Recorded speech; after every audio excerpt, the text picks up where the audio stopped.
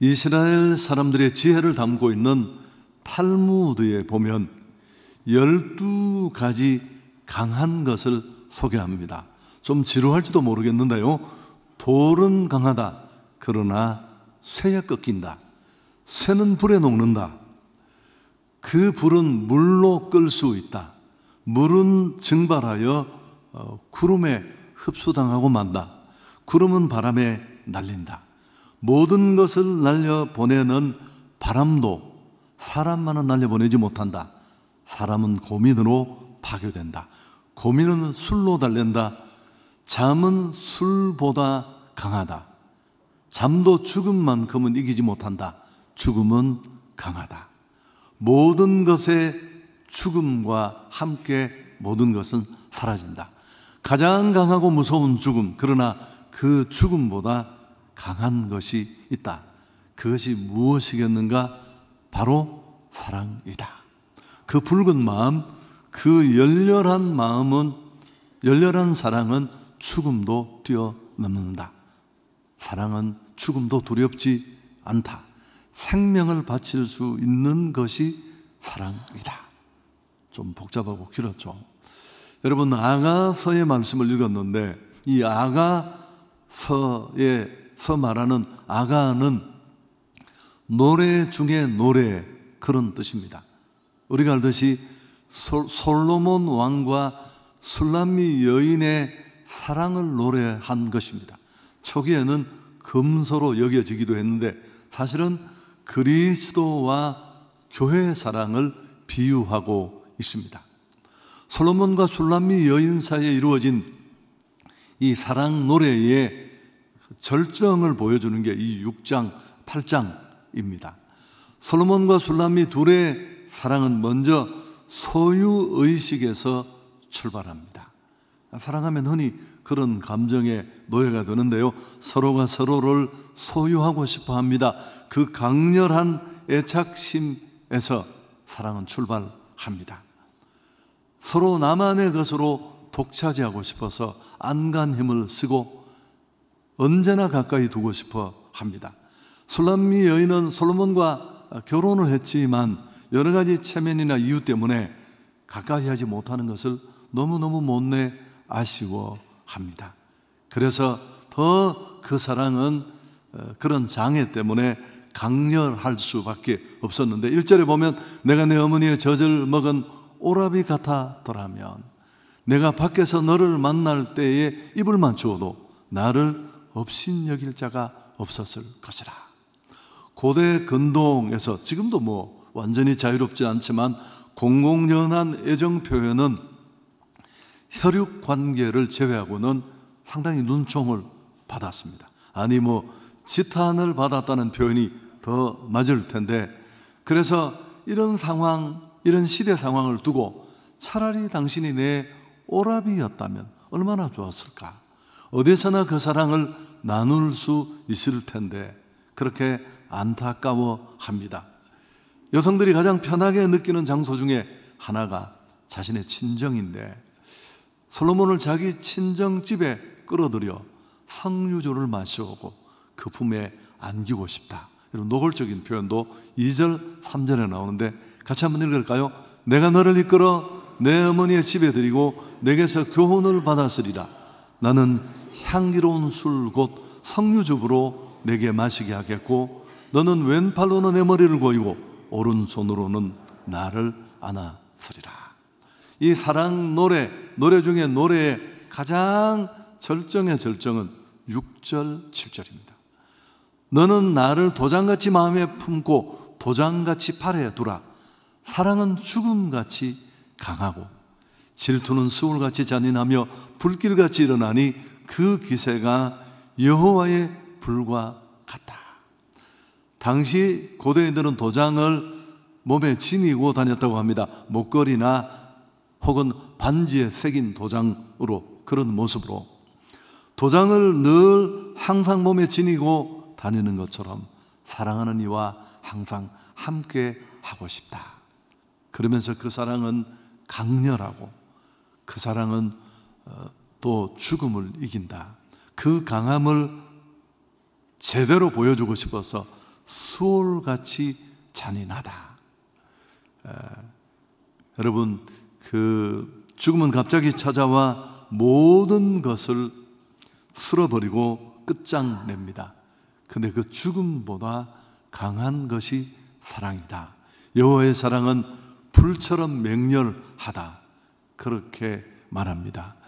이 사랑은 서로를 소유하고 싶어서 질투하고 투기하고 그런 감정들을 언제나 노출할 수밖에 없습니다.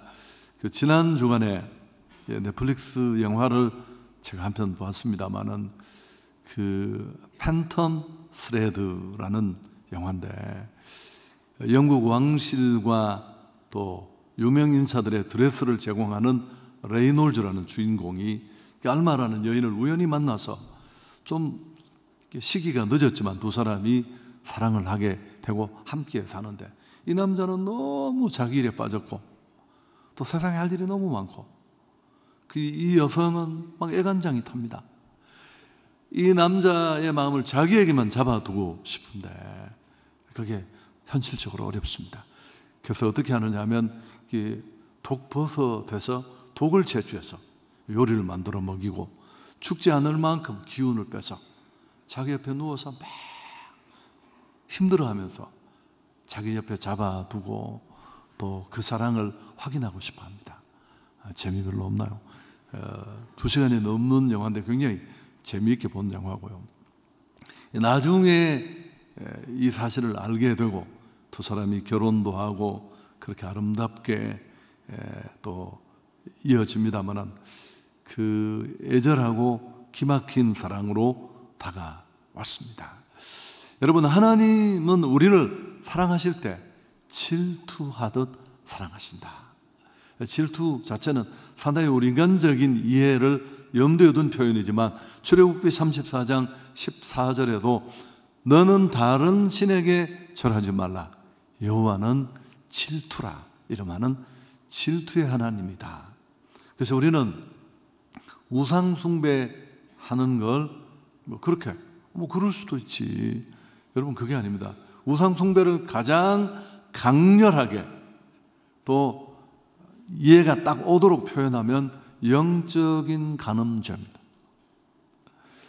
신앙생활을 한다는 건 그 사랑을 알고 그 사랑을 주신 그분을 뜨겁게 마음을 다해 성품을 다해 뜻을 다해 온 마음으로 내 인생을 던져 사랑하는 것인데 그 사랑을 흩어버리는 결과이기 때문에 그렇습니다. 얼마나 사랑의 불이 강렬하면 7절 우리 함께 읽습니다. 이렇게 말합니다. 오늘 이 아가서는 많은 물도 이 사랑을 끄지 못하겠고 홍수라도 삼키지 못하나니 사람이 그의 온 가산을 다 주고 사랑과 바꾸려 할지라도 오히려 멸시를 받으리라. 사랑이 이런 죽음을 뛰어넘고 모든 것을 바칠 만큼 강렬하다. 여러분, 이런 사랑이 가장 구체적으로 나타난 것은 바로 십자가입니다. 하나님과 우리 관계 속에 사랑 가운데 가장 큰 사랑은 자신을 내어준 사랑이고 독생자 예수님을 보내주신 하나님의 사랑은 바로 그런 사랑 아니겠습니까? 그래서 죄와 허물로 우리는 완전히 죽었고 우리는 우주 왕복선을 타고 지옥을 몇 번 가서 우리 죄를 다 대가를 치러도 씻지 못할 만큼 우리 죄는 깊고 짙었습니다. 그래서 그 죄로 내가 받아야 될 형벌과 저주를 예수님이 대신 받으셨습니다. 온몸이 피 범벅이 된 채로 십자가를 지고 물과 피를 쏟으시고 죽으셨고 로마서 5장 8절은 아주 강렬하게 이 상황을 설명하고 있습니다. 우리가 아직 죄인 되었을 때에 그리스도께서 우리를 위하여 죽으심으로 하나님께서 우리에 대한 자기의 사랑을 확증하셨다. 이건 그냥 설명이 아니에요. 관념 속에 막연한 사랑, 사랑해, 잘 지내지, 그래, 밥 잘 먹고 잘 살았으면 좋겠어. 이런 막연한 고백 정도의 사랑이 아니었습니다. 자기 아들을 이 땅에 보내시고 그 아들 대신 예수님 이 땅에 오셔서 자기 살찢고 피 흘려 자기를 던져 죽으심으로, 야, 내가 너희를 이만큼 사랑해. 이래도 내 사랑이 느껴지지 않고 전해지지 않니? 뭐 그런 사랑이죠. 여러분, 이런 사랑이라면 죽음도 두렵지 않습니다. 또 이 사랑을 경험하고 나면 역시 우리는 두려움으로부터 벗어나게 되는데, 요한일서 4장은 이렇게 표현합니다. 사랑 안에 두려움이 없고 온전한 사랑이 두려움을 내쫓나니. 두려우면은 형벌이 있습니다. 두려워하는 자는 사랑 안에서 온전히 이루지 못하느니라. 하나님 안에 있다라는 건, 구원을 받았다라는 것은 교회를 다닌다는 뜻만은 아니에요. 그 예수를 나의 구주로 고백한다는 정도만이 아닙니다. 이 사랑을 경험했다는 뜻입니다. 내가 지금도 이 사랑 안에 있다는 뜻입니다. 신학자 벵겔은 이 부분을 이렇게 좀 더 와닿게 문학적으로 설명했습니다. 사랑도 두려움도 없는 사람은 무지한 사람이다. 사랑은 없고 두려움만 가지고 있는 사람은 율법주의자다. 사랑과 두려움을 동시에 가지고 있는 사람은 갈등의 사람이다. 두려움은 없고 사랑만으로 충만한 사람이 그럼 누구이겠는가? 그렇게 벵겔은 묻고 답합니다. 그리스도인이 바로 그 사람입니다. 아멘. 온 우주 만물을 만드시고 천지 우주 만물의 주인이시고 섭리자시고 인간의 살고 죽고 흥하고 망하고를 다 주관하시고 한 손에 쥐고 계신 그 하나님의 그 자신을 던진 사랑을 경험한 그 사랑, 그 손에 잡힌 자가 도대체 무엇이 두렵겠느냐는 겁니다. 죽고 살고 흥하고 망하는 게 다 그 손에 있는데, 또 깔끔하게 정리를 다시 한번 할까요? 하나님이 우리를 죽이시려고 마음먹으면 그날엔 가야 돼요. 누구도 어떤 상황도 그걸 늦추거나 막을 수 없습니다. 그러나 하나님이 나를 지키시기로 마음먹으면 위기가 있고 고난이 있고 죽음 같은 상황이 덮쳐도 우리는 문제 없습니다. 여러분, 두려움을 뛰어넘는 이 사랑의 현주소가 십자가입니다. 피 흘리면서 나를 사랑하신 하나님의 사랑, 그 사랑을 어떻게 표현하겠습니까? 이 강렬한 사랑을 경험한 바울의 확신, 그 외침, 우리가 로마서에서 들었는데 다 잊어버렸을 거예요. 자, 로마서 8장 35절이야. 함께 읽습니다. 누가 우리를 그리스도의 사랑에서 끊으리요? 환난이나 곤고나 박해나 기근이나 적신이나 위험이나 칼이라. 내가 확신하노니 사망이나 생명이나 천사들이나 권세자들이나 현재일이나 장래일이나 능력이나 높음이나 깊음이나 다른 어떤 피조물이라도 우리를 우리 주 예수 그리스도 안에 있는 하나님의 사랑에서 끊을 수 없으리라. 그렇습니다. 인생의 두려움을 어떻게 극복할까요? 보험 여러 개 들고 막 철갑을 입고? 아닙니다. 하나님의 사랑을 알고 그 사랑 안에 거하고 그 사랑에 응답하는 것입니다. 모든 공포는 물러갈 줄 믿습니다. 하나님 한 분만 두려워하면 세상에 무서운 게 아무것도 없습니다. 하나님 무섭지 않으면 다 무서워요. 지나가는 개, 가난, 작은 위기 앞에 떨다가 타협하고. 사랑은 영원합니다. 우리 찬송, 주 사랑 안에 살면 나 두려움 없으며 그 사랑 변함 없어 늘 마음 편하다. 이성간의 사랑은 이게 맨날 딸랑딸랑 어젯밤에 카페에서 막 눈을 빨갛게 가 보아스에 모여가 사랑하지 했는데 200번을 하고도 그 다음날 확신할 수 없으니까 마음이 늘 힘든 거예요. 여러분, 이 찬송은 뒷부분이 너무 멋지잖아요. 그 사랑 변함 없어 늘 마음 편하다. 여러분, 이래서 신앙이 좋은 것인데, 자, 이제 오늘 제가 드리고 싶은 말씀이 뭘까요? 여러분, 이 사랑을 알고 이 사랑 안에 거하는 데만 끝나서는 안 됩니다. 그 사랑에 대한 응답이 있어야 돼요, 우리에게. 아니, 말을 바꾸면 이 사랑받은 자로서 나는 어떻게 살아야 하는가 하는 것입니다. 이 사랑에 감격하고 감사하며 살아야 할 것입니다. 그분이 내게 보여주신 내 안의 모든 사랑의 갈증을 다 날려버린 홍수 같은 그 사랑을 내 몸에 지닌 채 교회를 사랑하고 성도를 사랑하고 세상을 사랑해야 할 것입니다. 더 나아가서 여기 멈추지 말아야 하는데요, 바울은 로마서 1장 14절에서 이 부담을, 사랑받은 자로서의 부담을 이렇게 표현했습니다. 함께 읽습니다. 헬라인이나 야만인이나 지혜 있는 자나 어리석은 자에게 다 내가 빚진 자라. 그러므로 나는 할 수 있는 대로 로마에 있는 너에게도 복음 전하기를 원한다. 이 사랑을 받고 나서 이 사랑이 내 안에만 멈춰 있기를 원치 않고 이 사랑을 모르는 자에게 전해줘야 될 사랑의 몫이 있다는 것을 알고 빚을 졌다. 바울의 이 빚진 자 의식은 평생 그를 부담으로 끌어갔습니다. 이 부담은 건강한 부담입니다. 여러분, 부담 없이 무슨 일이든지 성과를 낼 수 있는 설교를 만드는 목사가 그냥 쉽게 원고지 5장, 여러분, 그거 하나도 안 해야 되지 않습니까? 끌어안고 얼마나 지옥과 천국을 오가면서 은혜는 그분이 주시지만 그 몸부림이 이렇게 조금 전달이 되는 거예요.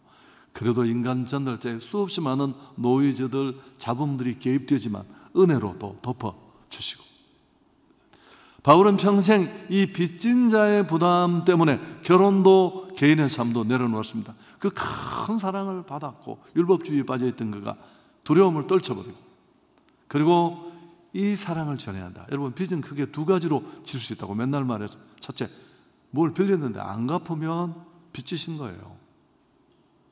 또 한 가지 빚을 지는 것, 전달하라고 맡긴 게 있었어요. 내게 이거 집사님 드리세요. 제가 이걸 포켓에 넣어 다니면 그것도 빚을 준답니다. 죄를 뛰어넘고 인간의 절망을 끝내는 이 사랑, 이 십자가 사랑, 나만 먹고 끝나는 게 아니라 흘려보내고 전달해야 될 책임이 우리에게 있는 줄 믿습니다.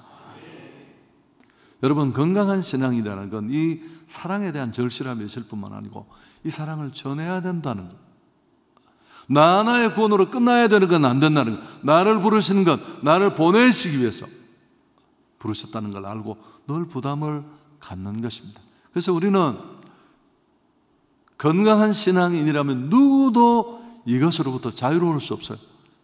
하고 싶지 않아도 해야 하고, 지난번 했더라도 또 해야 되고요, 가고 싶지 않아도 가야 되고, 하나님의 사랑을 생각해 보십시오. 그렇게 오신 예수님의 희생을 한번 묵상해 보십시오. 여러분, 그건 말로만의 사랑이 아니에요. 멀리서 막 메일이나 보내고 전화 한 통이나 너무 어렵지. 지난주에 전화 한 통을 받았는데 가슴이 무너져. 참 저하고 제일 친한 분이신데, 목사님, 내가 큰 일을 저질렀다고. 그 막 전화기를 듣는데 벌써 몸이 막 내가 내용을 말씀드리지 못하지만, 목사님 늘 기도하시는데 기도해달라고. 기도를 할 수가 없을 만큼 너무 기막힌 일이어서, 여러분, 그래서 우리는 그 말로만 하는 사랑은, 그래서 제가 말도 하고 그렇지만 그게 그분에게 얼마나 위로가 됐을지 모르겠습니다만은, 여러분, 우리 사랑이 설득력이 없는 이유는 다 여기 있습니다. 말로만의 사랑이 없어가지고, 사랑. 성령으로 말미암아 이 십자가의 사랑, 나를 위한 그분의 희생과 하나님의 사랑이 우리에게 다가올 수밖에 없는 이유는 무엇입니까? 그 희생이 너무 크고, 여러분, 사랑은 결심만으로 어렵습니다. 연인 간의 사랑이든 부모 자식 간의 사랑이든 성도 간의 사랑이든, 사랑의 크기는 그런 면에서 실천에서 드러납니다. 요한일서 3장 18절, 자녀들아, 우리가 말과 혀로만 사랑하지 말고 행함과 진실함으로 하자. 여러분, 이번 주간에 사실은 내가 굉장히 극적인 경험을 15년, 20년 전에 한 분에게 했던 것과 똑같은 상황을 지난 주간에 경험을 하는 겁니다. 이 얘기는 앞에 이야기는 들으셨을 거예요. 제가 대구에서 목회를 할 때 이제 토요일 밥을 먹고 길을 무슨 행사에 제가 가지 않아도 되는데 그분이 목사님이 좀 한번 와주시면 더 빛이 나겠습니다. 그래서 제가 이제 점심을 먹고 그때 장동희 목사님이 앞에서 승용차를 몰고 저는 뒷자리에 앉아 있었는데 그 친구도 졸고 나도 졸다가 고속도로에서 딱 트럭 뒤를 박았는데 부딪혔는데 그냥 사실 죽어야 되는 상황인데 이 친구가 그래도 운동한 친구여서 중앙선을 들이받고 차가 튕겨서 가드레일 받고 멈추었었습니다. 그래서 이제 막 장동희 목사는 죄송합니다 하고 병원에 2달 있다 나오고 저는 갈비뼈 5개가 부러졌어요. 그런데도 저는 13일만 나와서 막 탁구도 치고 이랬는데 제가 이제 병원에 누워서 주일 설교도 못하고 있는데 이렇게 숨을 쉬면 이 뼈가 이렇게 뚝뚝 떨어지는 소리가 나더라고요. 근데 이제 총회장이시던 최병남 목사님이라는 분이 계십니다. 대전중앙교회 저희 모임의 형님이신데 이분이 그 총회장이 얼마나 바쁜데 대전서 차를 몰고 제가 있는 그 경산에 병원까지 찾아오셔서 아우 빨리 건강해야지 그러면서 또 꽤 큰 돈을 제게 주어주면서 맛있는 거 사 먹어. 그래서 내가 형님 제가 돈 있습니다 그랬더니만 저를 그 갈비뼈 아픈 저를 꼭 안아주시면서 귀에다가 뭐라고만 했을까? 사랑은 말로 하는 게 아니야. 사랑은 말로 하는 게 아니야. 이야, 이거 진짜 설교가 바로 가슴에 팍 꽂히는 거였죠. 그 바쁜 형님이, 총회장 형님이 시간을 내서 그 아우를 찾아 그 시골까지 내려와서 그 큰 금액을 맛있는 거 사먹으라고 주면서 꼭 끌어안고 사랑은 말로 하는 게 아니야. 지난주에 또 한 분이 작은 일이었는데 선물을 주시면서 목사님 사랑은 말로 하는 게 아니잖아요. 여러분 사랑은 말로 하는 게 아닙니다. 하나님의 사랑을 알고 계십니까? 그 사랑 안에 계십니까? 그 사랑에 응답해야 된다는 걸 알고 계시고 찬양할 때마다 손을 꽤 높이 들고 주님 사랑해요 온 마음과 정성 다해 그게 사랑이 끝났다고 생각하십니까? 사랑은 말로 하는 게 아닙니다. 나를 부르신 건 나를 보내시기 위해서입니다. 하나님으로부터 예수님을 보내신 것처럼 교회와 그리스도인들은 그 사랑 받은 자로서 보내심을 세상에 받았습니다. 여러분 우리 모두는 세상에 보내심을 받은 선교사들입니다. 성경에 참 재밌는 건 선교사라는 단어가 예상으로 한 번도 나오지 않아. 단지 보냄이라는 미시오라는 단어가 몇 차례 나와. 재미있지 않습니까? 우리 모두는 보냄을 받았습니다. 스펄전은 그래서 이렇게 노골적으로 얘기했습니다. 모든 그리스도인이 선교사 아니면 그리스도인인 채 하는 사기꾼이다. 말로만 하는. 다시요. 이런 측면에서 보면 성경은 선교사와 성도를 구분하지 않는다는 사실이에요, 여러분. 그건 우리가 나눈 거예요. 어쩌면 편하려고. 다 가야 되는데 못 가니까 몇 사람이라도 보내고 우리가 막 쪼아놓고 뒤에서 좀 뭐 보내는 선교사, 안 보내는 선교사 그렇게 이름을 지어서 조금 여유를 찾고 있는 건 아닐까요? 스펄전은 이 상황을 그대로 받아서 모든 그리스도인이 선교사 아니면 그는 그리스도인인 채 하는 사기꾼이다. 여러분 그 얘기 참 감동적인 얘기 기억나시죠? 한 부자가 이른 아침에 종에게 말했습니다. 자네 조반 먹고 병난도에 좀 다녀와야겠네. 주인은 아침 식사를 마치고 심부름을 시키려고 그 종을 찾았는데 종이 없는 거예요. 그래서 아니 이 친구 내가 심부름 시키겠다고 다 얘기를 해 두었는데 하루 종일 아무도 이 종의 행방을 아는 사람이 없었습니다. 온 식솔들이 걱정을 하며 찾았지만 찾을 수 없었는데 저녁 늦게 종이 지친 모습으로 집에 돌아왔습니다. 부자가 도대체 어디서 무엇을 하다가 이제 나타났느냐 호통을 치니까 종의 대답이 참 기가 막힙니다. 병난도에 다녀오라고 해서 지금 막 다녀오는 길입니다. 어떤 성도가 나눔에 이 얘기를 하시더라고요. 설교에 들은 얘기를.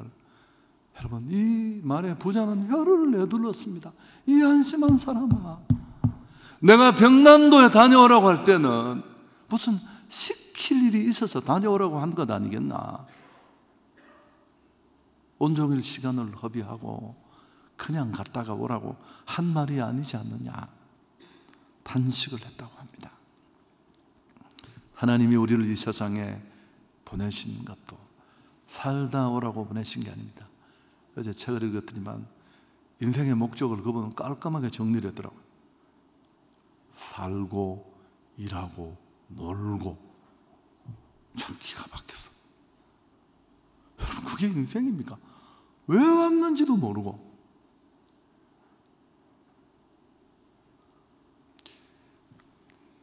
하나님이 우리를 만드시고 목적 있는 존재로 보내신 줄 믿습니다. 그건 우리가 살아야 될 이유예요. 까미는 자살에 대해서 얘기를 했는데요.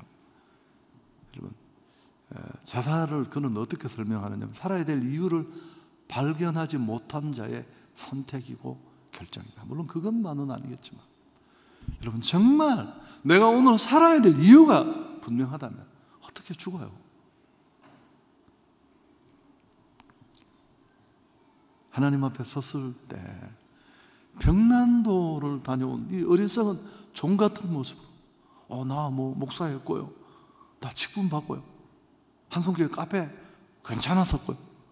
아이고, 이 친구야. 내가 너를 구원하고 너를 만들고 너를 살게 한 이유가 뭔데? 하나님을 정말 사랑하십니까? 사랑은 말로 하는 게 아닙니다. 당신의 그 사랑이 적어도 그분에게 전달될 수 있는 사랑이 된다면 그 하나님의 눈물, 하나님의 마음, 하나님의 애간장 터지는 심장이 꽂혀있는 그 선교지. 오늘 삽질했잖아요. 적어도 그 자리에 한 번만이라도 가서 그 땅에 발을 두고 그 땅에 임하는 그 하나님의 가슴을 단 한 번은 느껴야 되지 않겠습니까? 저는 선교를 그렇게 정의합니다. 제가 우리 교육자들에게 왜 우리가 이 일을 하느냐 항상 얘기합니다. 행축 왜 하냐? 카페는 도대체 무엇 하는 것이냐? 커피 마시는 것 아니에요. 그럼 저는 하지 않아요. 커피를 마시지만. 여러분, 선교 와서 무슨 막 짚고 치고 전도하고 그게 아니라 그 버려진 곳 같은 땅에 임하는 영혼들을 향한 하나님의 마음. 설교 500편도 못할 걸 그 땅에 딱 서면 그 마음이 다 와 느껴져요. 하나님께 영광 돌리겠습니다.